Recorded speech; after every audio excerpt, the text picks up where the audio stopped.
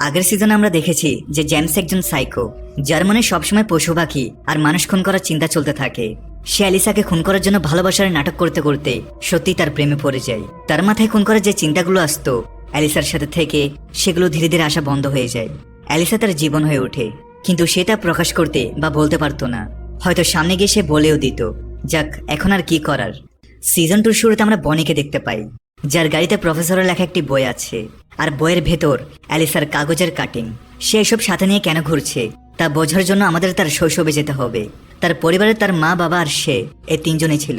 তার মা তার পড়াশোনা নিয়ে খুব কঠোর থাকতো। তিনি চাইতেন যে বনি বড় হয়ে টপ ইউনিভার্সিটিতে পড়ুক। এই চক্করে তার শৈশব অন্য বাচ্চাদের মতো স্বাভাবিক ছিল না। যখন সে 17 বছরের হয় তখন তার বাবার চাকরি চলে যায়। তিনি বাড়িতে এটা না বলে অফিসের সময় গাড়ি নিয়ে বেরিয়ে যেতেন এবং সারাদিন এখানে ওখানে ঘুরে বেড়াতেন। এই কথা যখন বনির মায়ের কানে যায় তখন তিনি বাড়িতে ঝামেলা শুরু করে দেয়। তার বাবা এইসব বেশি দিন সহ্য করতে পারেনি, আর সে জিনিসপত্র নিয়ে বেরিয়ে যায়। তার মনে হয়েছিল বনির মায়ের উপর কোনো প্রভাব পড়বে না, কিন্তু পরদিন সকালে সে বাথরুম বন্ধ করে খুব কাঁদে। এখন সে তার সমস্ত মনোযোগ বনির পড়াশোনার উপর লাগাতে শুরু করে। একদিন বনির কাছ থেকে লিপস্টিক পেয়ে সে তার উপর রেগে উঠে, বলে এটা কি লাগানোর জিনিস। সে তাকে জোর করে লিপস্টিক খাইয়ে দেয়, যাতে সে ফালতু জিনিস ছেড়ে নিজের পড়াশোনায় মনোযোগ দেয়। এত চাপ সে সহ্য করতে পারেনি এবং কলেজের টয়লেটে বসে সে চিন্তা করতে থাকে। তখন একটা ফর্সা মেয়ে তাকে এখানে দেখে ফেলে আর বলে যায় যেটা কি নোংরা মেয়ে। তার বলার মানে ছিল যে টয়লেটে কে বসে থাকে। তারপর আর কি, বনি তার চুলের বেনি কেটে দেয়, যার কারণে তাকে কিছুদিনের জন্য সাসপেন্ড করে দেওয়া হয়। অবশেষে পরীক্ষা হয় এবং সে সব বিষয়ে ফেল করে, কিন্তু সে তার মাকে গিয়ে বলে যে সে পাস করেছে। এখন সে যে কোনো টপ ইউনিভার্সিটিতে ভর্তি হতে পারবে। এরপর সে একটা ইউনিভার্সিটিতে পার্ট টাইম চাকরি নেই, সাথে ক্লাসও করতে শুরু করে, যেন কেউ তার সম্পর্কে জানতে না পারে। আজ লেকচারের প্রথম দিন ছিল। এই লেকচারের আর কেউ নয় বরং সে খুন হওয়া প্রফেসর। যাই হোক, এই প্রফেসরের বুদ্ধি এতই প্রখর ছিল যে সে বই বাহিরে ফেলে দেয়, কারণ তার পুরো বই মুখস্থ ছিল। বনি তার দ্বারা খুব প্রভাবিত হয়। 2-3 দিন এভাবেই চলতে থাকে। তারপর প্রফেসর বনির আসল পরিচয় জানতে পারে, যে সে এখানকার স্টুডেন্ট নয়, শুধু এখানে কাজ করে। পর মুহূর্তে সে তাকে ধমক দেয় যে তার ক্লাসে কেবল টপাররাই বসে, আবার যেন আমার ক্লাসে তোমাকে না দেখি। এরপর বনি প্রফেসরের ব্যানার এবং তার বইয়ে কালি লেপে দেয়। ক্ষুব্ধ হয়ে সে বনির কাছে আসে। সে সঙ্গে সঙ্গে স্বীকার করে নেয় যে কাজটা সে করেছে। প্রফেসর খুব অবাক হয় এবং তাকে তার ক্লাসে আসার অনুমতিও দিয়ে দেয়, কিন্তু একটা শর্ত ছিল, তাকে প্রতি সপ্তাহে একবার তার সাথে ড্রিঙ্ক করতে যেতে হবে। আর সে ইউনিভার্সিটিতে পড়তে পারবে এই নাটকটা বজায় রাখার জন্য বনি সবকিছু করতে প্রস্তুত ছিল। এই জন্য নিজের বাচ্চাদের কখনো এত ভয় দেখে রাখা উচিত নয় যে তারা কোনো ভুল পথ বেছে নেয়। এরপর সে প্রতি সপ্তাহে প্রফেসর বাড়িতে যেতে শুরু করে। এই বিষয়টাকে সে ভালোবাসা ভেবে বসে, কারণ আজ পর্যন্ত কোনো ছেলে তাকে ভালোবাসার দুটো মিষ্টি কথাও বলেনি। কিন্তু এখানে তো প্রফেসর তার সৌন্দর্যের উপর পুরো কবিতা বানিয়ে ফেলে। তার খুশির সীমা থাকে না। তারপর প্রফেসর যা চাই তার সাথে তাই করিয়ে নেয়। ক্লাসরুমেও তাদের দুষ্টুমি চলতে থাকে। মাঝে মাঝে সে অন্য মেয়েদের সাথে করা কাণ্ডগুলোর ভিডিও দেখেও মন ভরাতো। এই কারণে সে সব ছবি আর ভিডিও গুচ্ছিত অবস্থায় রেখেছিল। পরদিন প্রফেসর বনির সাথে দেখা করে আর বলে যে সে তার কিছু ছবি তুলতে চায়। আগামীকাল রাতের কথা ঠিক হয়ে যায়, কিন্তু বনি অপেক্ষা করতে না পেরে আজ রাতেই প্রফেসরের বাড়িতে পৌঁছে যায়। বাড়িতে প্রফেসরকে অন্য মেয়ের সাথে দেখে তার মাথা ঘুরে যায়। পর্দা সরানোর পরের মুহূর্তেই মেয়েটি রেগে বাড়ি থেকে বেরিয়ে যায়। আর যাওয়ার সাথে সাথেই বনি একটি পাথর তুলে প্রফেসর গাড়িতে ছুঁড়ে মারে। তারপর জিজ্ঞাসাবাদের পালা শুরু হয়। বনির জানতে ইচ্ছে করে যে ওই মেয়েটা কে ছিল আর এখানে কি করতে এসেছিল। প্রফেসর বলে প্রায় 2 সপ্তাহ আগে সে আমার সাথে দেখা করেছিল। সে পরীক্ষা নিয়ে চিন্তিত ছিল, তাই সে তাকে বোঝানোর জন্য নিজের বাড়িতে ডেকে নেয়। কিন্তু প্রফেসর কোথায় জানতো যে সে তার প্রেমে পড়ে গেছে। আর একটু আগেই সে হুমকি দিয়ে গেছে যে যদি প্রফেসর না মানে তবে সে তাকে বরবাদ করে দেবে। সবাইকে বলবে যে প্রফেসর তার সাথে জোর করেছে। এখন বলো, ভালো করার তো কোনো যুগই নেই। তোমার যদি আমার উপর বিশ্বাস না থাকে তাহলে এখান থেকে বেরিয়ে যাও। প্রফেসর মাইন্ড গেমে পাকা খেলোয়াড় ছিল, তাকে কিছুই করতে হয়নি, আর তার সব কাজ বনি নিজেই করে দেয়। ওই মেয়ে বনির রাগের শিকার হয়। সেই মেয়েটির অ্যাক্সিডেন্ট করে বনি নিজে থেকেই পুলিশকে ফোন করে। ততক্ষণে ওই মেয়ে মারা যায়, যার কারণে বনির 2 বছরের জেল হয়েছে। জেলে প্রফেসর তাকে নিজের বই পাঠায়, যেটাতে তার প্রতি ভালোবাসার উল্লেখ ছিল। তার আবেগ দেখে এটা বলা ভুল হবে না যে সে প্রফেসরের ভালোবাসার জালে পুরোপুরি ফেসে গেছে। জেল থেকেই সে প্রফেসরকে চিঠি লিখে পাঠাতে থাকে। তার পাঠানো চিঠিতে প্রফেসরের ডাকবাক্সও ভরে গিয়েছিল। আর এই সময়ের মধ্যেই অ্যালিসার জেমস এখানে এসেছিল। তারপর জানা যায় যে প্রফেসরকে কেউ মেরে ফেলেছে। সেই রাতে সে এত জোরে কাঁদে যে তার চিৎকার পুরো গ্যালারি কেঁপে ওঠে। জেল থেকে ছাড়া পাওয়ার পর তার এখন একটাই উদ্দেশ্য, যেটা পূরণ করার জন্য সে বেরিয়ে পড়ে। জানা যায় যে অ্যালিসার পরিবার এখান থেকে অন্য কোথাও শিফট হয়ে গেছে। এখান থেকে তাদের নতুন বাড়ির ঠিকানা নিয়ে সে বেরিয়ে যায়। অন্যদিকে আমরা অ্যালিসাকে দেখি যে এখন 19 বছরের হয়ে গেছে। ওই ঘটনার পর তাকে সোশ্যাল সার্ভিস করার শাস্তি দেওয়া হয়। আর গোয়েনের সাথে সেটাই হয়েছে যার সে ভয় পেত। বর্তমান সময়ে প্রায় 1 বছর আগে গোয়েন টনিকে ছেড়ে দেয়, যেমনটা সে সবাইকে বলে বেড়াতো। কিন্তু সত্যিটা হলো টনি তাকে ছেড়ে দিয়েছিল, যার কারণে সে প্রায় পাগল হয়ে যায়। নিজের সাথে কথা বলতে থাকতো, যেমন গোয়েনকে এখন ঘুমাতে হবে, গোয়েনকে পানি খেতে হবে ইত্যাদি। তারা ওই বাড়িটাও ছেড়ে দেয় এবং গোয়েনের সৎ বোন লির কাছে চলে আসে। এখানে সে অ্যালিসা খুব স্বস্তি পায়। গোয়েন তার দুঃখ শোনানোর জন্য তার বোনকে পেয়ে যায়, না হলে অ্যালিসার মনে হতো সে তার মাকে সামলাতে সামলাতে নিজেও পাগল হয়ে যাবে। অ্যালিসার কাছে করার মতো কিছু ছিল না, তাই লি তাকে নিজের ক্যাফেতে কাজও দিয়ে দেয়। এ হলো লির দত্তক নেওয়া ছেলে বিলি। এই 4 জনের পরিবার এখন। এই ক্যাফেতে কাজ করতে করতে অ্যালিসার 1 বছর হয়ে গেছে। এখানে সে ট্যাডের সাথে পরিচিত হয়, যে বাচ্চাদের বোর্ডিং শেখানোর কাজ করে। দুজনের মধ্যে সম্পর্ক গড়ে ওঠে। তারপর অ্যালিসা 2 বছরের মধ্যে তার সাথে যা যা হয়েছে তাকে সব বলে দেয়, কারণ তার মনে হতো যে বিয়ের আগে তাদের মধ্যে কোনো গোপনীয়তা থাকা উচিত নয়। এরপর দুজনের বাগদান হয়ে যায়। গোয়েন তাদের জন্য খুব খুশি ছিল। পরের দিনে সে অ্যালিসার জন্য একটা ওয়েডিং ড্রেস পছন্দ করতে যায়। টনির সাথে ডিভোর্সের পর যে টাকা পেয়েছিল সেটা দিয়ে সে অ্যালিসার বিয়ে দিচ্ছে। ওদিকে দূরে গাড়িতে দাঁড়িয়ে এক অজানা ব্যক্তি তাদের উপর নজর রাখছিল। পরের দিন সকালে লেটার বক্সে অ্যালিসা একটা চিঠি পায়, যেখানে একটা গুলি ছিল আর তাতে তার নাম লেখা ছিল। অ্যালিসার মনে হয় কোনো কলেজের বন্ধু তার সাথে মজা করছে, কিন্তু ক্যাফের বাইরে ওই লাল রঙের গাড়িটা দেখে সে বুঝতে পারে যে কেউ তার উপর নজর রাখছে। একই গাড়ি গতকাল তাদের ফলো করেছিল যখন তারা ওয়েডিং ড্রেস কিনতে গিয়েছিল। দুপুর হতে হতে সে তার আন্টিকে জিজ্ঞাসা করে ফেলে যে বাইরে দাঁড়ানো গাড়িটা কার, কিন্তু তিনি এই গাড়ি সম্পর্কে কিছু জানতেন না। এভাবে রাত পর্যন্ত গাড়িটা ওখানেই দাঁড়িয়ে থাকে। যখন অ্যালিসার সহ্য করতে পারে না, তখন সে দ্রুত ওই গাড়ির দিকে এগিয়ে যায়। পালানোর চক্করে গাড়ি ধাক্কা খায়। জানা যায় সে ছিল জেমস, যাকে দেখে সে হতবাক হয়ে যায়। আসলে হয়েছিল এটা যে 2 বছর আগে জেমসকে গুলি লাগার পর তাকে হসপিটালে নিয়ে যাওয়া হয়। সে বেঁচে তো যায়, তবে না বাঁচার মতোই। ডাক্তারদের অনুমান ছিল যে তার ঠিক হতে অনেক সময় লাগবে, তারপরে সে হয়তো হাঁটতে পারবে না। তাকে পুলিশের নজরে রাখা হয়। অ্যালিসার তাকে দেখা করার অনুমতি ছিল না, কিন্তু প্রতি মুহূর্তে সে শুধু অ্যালিসার কথাই ভাবত।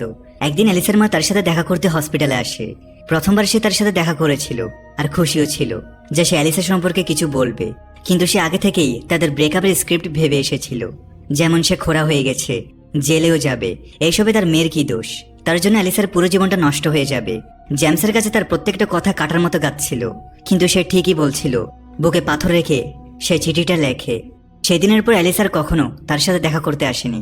নিজের অবস্থা দেখে সে মাঝে মাঝে ভাবত যে এর চেয়ে ভালো হতো যদিন সে সেদিনই মরে যেত। কিছু সময় পর তার অনেকগুলো অপারেশন হয়। তার বাবা নিজের সবটুকু দিয়ে চেষ্টা করে, তারপর গিয়ে সে ক্র্যাচারের সাহায্যে হাঁটতে শুরু করে। জজও এটা মনে করে যে সে কাউকে বাঁচানোর জন্য খুন করেছে, তাই সে অপরাধী নয়। তাছাড়া ক্যামেরার প্রমাণ তো ছিলই। তারপরে তাকে 2 বছর বিছানায় থাকার শাস্তি দেওয়া হয়, যা যথেষ্ট। এরপর তার বাবা একটা সেকেন্ড হ্যান্ড গাড়ি কিনে। আর যখন জেমসের গুলি লাগে, সেই সময় থেকে তার বাবা একটা অনলাইন প্যারেন্টিং কোর্স জয়েন করে। সেখান থেকে সে অনেক কিছু শেখে, যেমন নিজের বাচ্চার জন্য সময় বের করে কথা বলা উচিত, সাথে কিছু না কিছু অ্যাক্টিভিটিও করতে থাকা উচিত। কিছুদিনের মধ্যে জেমস ক্রাচ ছাড়াই হাঁটতে শুরু করে। একদিন তারা বোলিং খেলতে যায়, যেখানে জেমসের বাবার হঠাৎ হার্ট অ্যাটাকে মৃত্যু হয়, যার ফলে সে পুরোপুরি ভেঙে পড়ে। এরপর সে নিজের বাড়িতে আর কখনো পা রাখেনি, কারণ ঋণ শোধ করার টাকা তার কাছে ছিল না। তার বাবার গাড়িটাই তার জন্য ঘর হয়ে ওঠে। একদিন সে ওই চিঠিটা পায়, যেটার ভেতরে একটা গুলিতে তার নাম লেখা ছিল। ভয় পাওয়ার বদলে সে এভাবে খুশি হয় যে এ বাহানায় সে অ্যালিসার সাথে দেখা করতে পারবে। পরের মুহূর্তেই সে তার খোঁজ খবর নিতে বেরিয়ে পড়ে। জানা যায় যে অ্যালিসা 1 বছর আগে এখান থেকে চলে গেছে। ঠিকানা নিয়ে সে সোজা লির ক্যাফেতে পৌঁছায়। অ্যালিসাকে সামনে দেখে সে খুব খুশি ছিল, তার আনন্দের সীমা ছিল না। তখনই তাকে অন্য কারোর সাথে দেখে সে থমকে যায়। পেছনে সরে আসে সে, এবং সেই দিন থেকে সে তার উপর নজর রাখতে শুরু করে। অ্যালিসার সাথে সাথে জিজ্ঞেস করে, এখানে কি করতে এসেছো?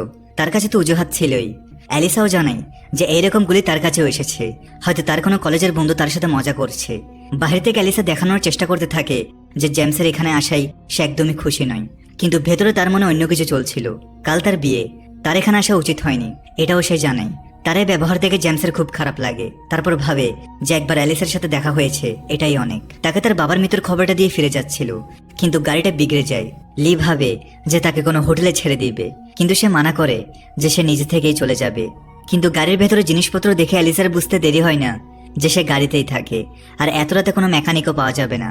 তাই লি তাকে আজ রাত থাকার জন্য নিজের কেবিনে জায়গা দিয়ে দেয়। সে শাওয়ারের জন্য জিজ্ঞেস করে, সেখানে শাওয়ার তো ছিল না, কিন্তু তারা বুঝতে পারে যে সে নিশ্চিতভাবে গৃহহীন। অ্যালিসা তাকে নিজের বিয়েতে ডাকতে তো চেয়েছিল, কিন্তু কোনো গন্ডগোল না হয়ে যায় তাই তাকে সাবধান করে দেয় যে সেই জন্য তার উপর নজর রাখা বন্ধ করে। আর কাল সকালে গাড়ি ঠিক হতেই এখান থেকে চলে যায়।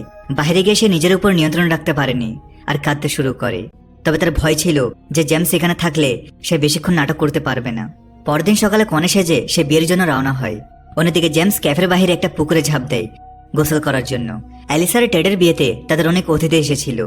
সবার মাঝে তারা বিয়ের জন্য প্রস্তুত হয়। এদিকে জেমস গোসল করে আর গাড়ি সারিয়ে বেরিয়ে পড়ে। হঠাৎ তার সামনে অ্যালিসা এসে পড়ে। তার মুড খারাপ ছিল, কিছু বলার মতো অবস্থায় ছিল না। জেমস ভাবে সামনে গিয়ে খাওয়ার বাহানায় সে জিজ্ঞেস করে নিবে। সামনে গিয়ে তার একটা রেস্টুরেন্টে থামে। ওয়েটার এসে তাদের বিয়ের পোশাক দেখে শুভেচ্ছা জানায়। অ্যালিসা তাকে জানায় যে তার একটা জানাজা থেকে আসছে, মানে তার জবানে কোনো কিছু আটকায় না, যাকে তাকে যা খুশি বলে দেয়। তাকে এত চিন্তিত দেখে জেমসের মনে হয় যে তার ওই চিঠির কথাটা বলে দেওয়া উচিত। তাই সে জিজ্ঞেস করে সে যে চিঠিটা পাঠিয়েছিল সেটা সে পেয়েছে কিনা। অ্যালিসা তো চিঠিটা পেয়েছিল, কিন্তু তাতে কি লেখা ছিল এত পুরনো কথা তার মনে নেই। তবে এটা মিথ্যা। আসলে তার জেমসের চিঠির প্রত্যেকটা অক্ষর ভালো করে মনে ছিল। চিঠিতে সে লিখেছিল যে ডিয়ার অ্যালিসা, আমি তোমার সাথে আর কখনো দেখা করতে চাই না। তোমার জন্য আমি একজনকে মেরে ফেলেছি, তাই আমি তোমাকে ঘৃণা করতে শুরু করেছি। তোমার মনে আমার জন্য যে ফিলিংস আছে, আমার মনে তোমার জন্য সেরকম কিছুই নেই। তাই প্লিজ আমাকে একা ছেড়ে দাও। চিঠির কথা মনে করে সে এতটাই রেগে যায় যে ফিরে যাওয়ার জন্য জেদ করতে থাকে। তার বিয়ে হয়ে গেছে আর সে জানে না যে সেখানে জেমসের সাথে কি করছে। এরই মাঝে তাদের গাড়িটা টো করে নিয়ে যাওয়া হয়। জেমস কাঁদতে শুরু করে, কারণ তাতে তার বাবার অস্থি ছিল। ছোট ছোট তারা সেখানে পৌঁছায়, কিন্তু তারা গাড়ি তখনই পাবে যখন ফাইন ভরবে। তারা নো পার্কিং জোনে গাড়ি পার্ক করেছিল। অ্যালিসা অনুরোধ করতে থাকে যে এইমাত্র তাদের বিয়ে হয়েছে, তারা হানিমুনে যাচ্ছে। অনেক কাকুতি মিনতি করার পরও ওই ব্যক্তি ফাইন ছাড়া গাড়ি ছাড়তে রাজি হয় না। তাদের অফিস কখন পর্যন্ত খোলা থাকবে জেনে তারা টাকা আনতে চলে যায়। কিন্তু জেমসের কাছে টাকা ছিল না, না অ্যালিসার কাছে। কিন্তু অ্যালিসা কিছু একটা ভেবে রেখেছিল। বাইরে বেরিয়ে তারা 5টা বাজার অপেক্ষা করতে থাকে। ততক্ষণ অ্যালিসা ঘুমিয়ে পড়ে। এখন না তো কখনো না, এটা ভেবে জেমস তাকে আই লাভ ইউ বলার প্র্যাকটিস করতে থাকে। হঠাৎ সে জেগে উঠলে জেমস চুপ হয়ে যায়। 5টার পর তারা ভেবেছিল সবাই চলে গেছে, কিন্তু সেখানে একজন এখনো উপস্থিত আছে। কিন্তু সে শুধু একজন দর্শকের মতো দেখতেই থাকে। আর তারা গেট ভেঙে পালিয়ে যায়। সামনের নির্জন রাস্তায় এক অজানা মেয়েকে দেখা যায়।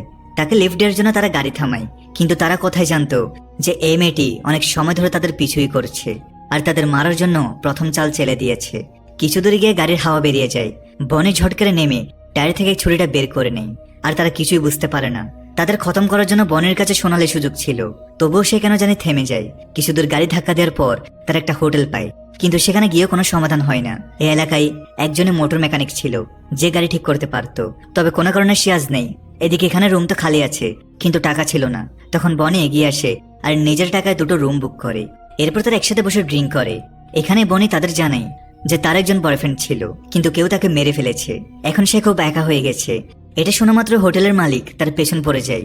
যেই অ্যালিসার জেমস ঘুমাতে যায়, সে তার দুঃখের কথা বনের সামনে বলতে শুরু করে। বলে তার বউ পালিয়ে গেছে, সেও তার মতো খুব একা। বনি তার থেকে পিছু ছাড়ানোই ঠিক মনে করে, কিন্তু এর তার রুম পর্যন্ত পৌঁছে যায়। হেরে গিয়ে বনি বন্দুক বের করে তার উপর তাক করে। বেচারা প্রাণ ভয়ে শুকিয়ে যায়। বনি তাকে মারতে তো চায়নি, কিন্তু ভুলবশত বন্দুক নিচে পড়ে ফায়ার হয়ে যায়। গুলি তার মাথা ভেদ করে বেরিয়ে যায়। পরের মুহূর্তে সে অজ্ঞান হয়ে পড়ে যায়। জেমস ভাবে কেউ হয়তো বোমা ফাটিয়েছে। ওদিকে অ্যালিসা বড় দ্বিধায় পড়ে যায়। একদিকে ছিল টেড, যার কাছে চাকরি, বাড়ি, পরিবার সবকিছু আছে। অন্যদিকে ছিল জেমস, যার কাছে একটা ভাঙা গাড়ি ছাড়া আর কিছুই নেই। অ্যালিসা বুঝতে পারছিল না যে সে টেডের কাছে ফিরে যাবে নাকি জেমসের সাথে থাকবে। এই ভাবতে ভাবতে রাত কেটে যায়। সকাল হতে হতে তার মাথায় টেডের কাছে ফিরে যাওয়ার ভূত চেপে বসে। মেকানিক ডাকার জন্য সে হোটেলের মালিকের কাছে যায়, কিন্তু তাকে কোথাও পাওয়া যায় না, কারণ তার তো পার্মানেন্ট ছুটি হয়ে গেছে। এর এখানকার ফোন ব্যবহার করে মেকানিক ডেকে নেয়, যার টাকাও বনিয়ে দেয়। তারপর অ্যালিসা জেমসকে জানায় যে তাকে এখনই বাড়ি ফিরে যেতে হবে। তাকে তার কাছে রাখার একটাই উপায় ছিল। জেমস বলে দেয় যে ওই ব্রেকআপের চিঠিটা তার মা তাকে দিয়ে লিখিয়েছিল যখন সে হসপিটালে ভর্তি ছিল। এটা জানার পর অ্যালিসার মন বদলায় না। তাই রাগের মাথা সে বনিকে ছেড়ে অ্যালিসার বাড়ির দিকে রওনা দেয়। বনিকে তো বদলা নিতেই হতো, তাই পরের সন্ধ্যায় সে ড্রেস ফেরত দেওয়ার বাহানায় অ্যালিসার ক্যাফেতে পৌঁছে যায়। তাকে এখানে দেখে অ্যালিসা খুব অবাক হয় যে বনি এখানকার ঠিকানা কিভাবে পেল। যাই হোক, তাকে ওখানে একা ফেলে আসার জন্য সে খুবই লজ্জিত ছিল। তারপর বনির আপ্যায়নের জন্য সে কিছু খাবার আনতে যায়। ওদিকে বনি বন্দুকের কারণে চেয়ারে বসতে পারছিল না। ঘুরে গিয়ে বন্দুকটা যেই বাহিরে বের করে, বাইরে থেকে আসা জেমস তাকে বন্দুক সহ দেখে ফেলে। পরের মুহূর্তে সে এমার্জেন্সি কল করে, কিন্তু লাইন কেটে কেটে আসছিল, তাই কিছু বলতে পারে না। কোনোভাবে জানালা দিয়ে ভেতরে ঢুকে। ততক্ষণে বনি বন্দুক দেখিয়ে অ্যালিসাকে ধমকাতে শুরু করেছে। প্রফেসর ক্লাইভ আমার বয়ফ্রেন্ড ছিল, যাকে এরা মেরেছে। তো প্রফেসরকে মারার কারণ কি ছিল? এই প্রশ্নের উত্তর জানার জন্যই বনি তাকে এতদিন বাঁচিয়ে রেখেছিল। জেমসও হাতে ছুরি নিয়ে সেখানে লুকিয়ে তাদের কথা শুনতে থাকে। অ্যালিসা মনে মনে মেনে নেয় যে আজ সে মরতে চলেছে, আর তারপরে সেই রাতের ঘটনা শোনাতে শুরু করে সে। কিন্তু বনি মানতে রাজি ছিল না যে প্রফেসর চরিত্রহীন লোক ছিল, তার চোখতে সে ফেরেস্তার মতো লোক ছিল। সে অ্যালিসাকে ধমকাতে থাকে যে এখনই এখানে জেমসকে ডাকো। তখনই বাইরে পুলিশের গাড়ি এসে থামে। বনি তাকে ধমকায় যে যদি সে পুলিশকে কিছু বলার চেষ্টা করে তাহলে বন্দুক তার হাতেই আছে। তার সাথে সাথে আজ একজন পুলিশও মরবে। পরের মুহূর্তে পুলিশকর্মী ভেতরে আসে, কারণ এই লোকেশন থেকে কেউ এমার্জেন্সি কল করেছিল। অ্যালিসা জানায় যে এখান থেকে তো কেউ কল করেনি, সবকিছু ঠিক আছে। তবে সে পুলিশ বলে কিছুই ঠিক নেই, এই এলাকায় একজন খুনি ঘুরছে। এখান থেকে 2 ঘন্টার দূরত্বে এক হোটেলের মালিকের খুন হয়েছে। খুনি মালিককে গুলি মেরেছে। অ্যালিসা মনে মনে বুঝতে পারে যে হোটেলে তারা থেমেছিল সেই মালিকেরই কথা হচ্ছে। হয়তো বনি তাকে মেরে ফেলেছে, তাই সে তাদের নিজের রুমের ভেতর আসতে দিচ্ছিল না। অ্যালিসা বিলের উপর হেল্প লিখে পুলিশকে দেয়, কিন্তু সে তো বিল নিতেই রাজি ছিল না। এভাবেই বিল পে করে সে এগোতে থাকে। তখনই তার নজর বনের বন্দুকের উপর পড়ে। তার বুঝতে দেরি হয় না যে অ্যালিসা বিপদে আছে। বাহিরে বের হয়েই সে কন্ট্রোল রুমে যোগাযোগ করে। ওদিকে বনি অ্যালিসার উপর গান পয়েন্ট করে দরজা লক করায় আর জেমসকে এখানে ডাকার জন্য ধমকাতে থাকে। অ্যালিসা জানায় যে সে ফিরে গেছে। এরই মধ্যে জেমসে ধরা পড়ে যায়। 2টো ছুরি নিয়েও সে সন্তুষ্ট ছিল না, যার ফলে আওয়াজ পেয়ে বনি তাকে ধরে ফেলে। এই জন্যই বলে লোভে পাপ, পাপে মৃত্যু। বনি তাদের দুজনকে একসাথে বসায় আর তারপর সত্যিটা কি তা জিজ্ঞেস করতে থাকে। কিন্তু যে সত্যিটা সামনে আসে সেটা তো তারা বদলাতে পারে না। হঠাৎ সে দুজনকে মেরে ফেলে। শৈশব থেকে চাপ সহ্য করার কারণে তার মস্তিষ্ক পচে গিয়েছিল, তাই সে একটু বেশি ওভার থিঙ্কিং করত। সে আসলে তাদের মারেনি, কারণ সে বুঝতে পেরেছিল যারা প্রফেসরের সম্পর্কে সত্যি কথাই বলছে। তারপরে তার নিজের কষ্ট তো কোনোভাবে মেটাতে হতো, তাই সে নিজের উপর বন্দুক তাক করে আর ট্রিগার চাপার আগেই এরা দুজন তার উপরে ঝাঁপিয়ে পড়ে আর বন্দুক কেড়ে নেয়। এটাই হয়, যে কখনো কারো ভালোবাসা পায়নি সে সহজেই কারো কথাই ভুলে যায় আর মিথ্যা দেখানোকে সত্যি বলে বিশ্বাস করে বসে। সামনের জন তাদের ব্যবহার করতে থাকে আর তারা বুঝতেই চায় না যে সত্যিটা কি। সবকিছু হারানোর পরে শেষে তার উপলব্ধি হয় যে সবই মিথ্যে ছিল। কিছুক্ষণ পর পুলিশও এসে যায়। এরপর তাদের পুরো পরিবারকে পুলিশ স্টেশনে যেতে হয়। বনে নিজের উপর দোষ স্বীকার করে নেয়, তাই তাদের জবানে নিয়ে ছেড়ে দেওয়া হয়। ওই দুর্ঘটনার পর অ্যালিসার মস্তিষ্ক গভীর প্রভাব পড়ে। সে ওই সময়টার মধ্যে আটকে ছিল যখন তখন প্রফেসরের চিন্তা তার মনে ঘুরপাক খেত। হঠাৎ সে এখান থেকে কোথাও গায়েব হয়ে যায়। একটা চিঠি রেখে গিয়েছিল যে আমি একটা কাজে যাচ্ছি, ফিরে আসবো, জেমসের খেয়াল রেখো। কিন্তু সে এমন কেন লিখলো যে জেমসের খেয়াল রেখো? এই কথা চিন্তিত হয়ে জেমস তাকে সব জায়গায় খুঁজতে থাকে। কোনো ব্রিজ থেকে লাফিয়ে পড়ে নিত। মন না মানায় সে টেডের বাড়িতেও যায়, এটা জেনেও যে সে রেগে গিয়ে তার মুখ ভেঙে দিতে পারে। তবে জানা যায় যে অ্যালিসা এখানেও আসেনি। হঠাৎ তার মনে পড়ে যে সে কোথায় থাকতে পারে। সে ঘন্টার পর ঘন্টা গাড়ি চালিয়ে প্রফেসরের বাড়িতে পৌঁছায়। সে ওখানেই ছিল। আসলে অ্যালিসার নিজের ভয়ের উপর জব্দ পেতে হতো। সে নিজের ভয়ের সাথে লড়াই করছে, ভয়ের মুখোমুখি হয়ে প্রফেসরকে চিরদিনের জন্য মন থেকে বের করে দিচ্ছে। এই আশাতেই সেখানে এসেছিল। তাকে থেকে জেমস বলে ওঠে, আমার মনে হয়েছিল তুমি কিছু করে না বসো। এরপর জেমস তার বাবার অস্থি সেখানে নিয়ে পৌঁছায় যেখানে তার মার বাবা প্রথমবার দেখা করেছিল। তাদের অস্থি বিসর্জন দিয়ে তারা সামনে এগিয়ে চলে। শেষে তার একটা পাহাড়ের উপর বসে সুন্দর সময় কাটাচ্ছিল, যেখানে জেমস বুঝতে পারে অ্যালিসা তাকে এখনো ভালোবাসে আর তারা নিজেদের জীবনকে নতুনভাবে শুরু করার সিদ্ধান্ত নেয়। আর এইভাবেই এই সিরিজের এখানেই সমাপ্তি ঘটে।